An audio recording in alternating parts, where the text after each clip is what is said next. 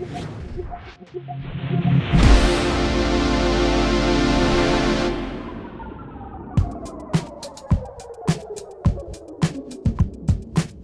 first thing we need is a box to hold everything.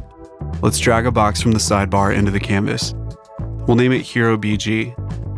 We want this section to have a beige background, so let's add a background color and increase the interspacing to let the content breathe. Click off the canvas or press Escape to deselect an element. Since we don't want our content expanding to the edges of the screen, we need another box inside of this one that has a smaller width. We'll name this box Hero Content and resize the width to 1000 pixels. Now let's add some content. First, we'll drag in an image. Since we've already uploaded one, we can just double click on it to use it. When I drag in the text, I'm watching the purple label above my cursor to make sure I drop it in the Hero Content box. Double clicking any text element will put me into content mode where I can start typing.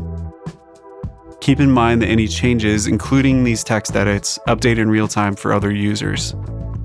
Let's set the font to Play Fair Display and make it nice and big.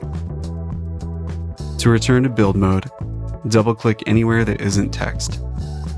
We want a button to go under this text, but if we simply drop it into the Hero Content box like this, it'll be on its own row.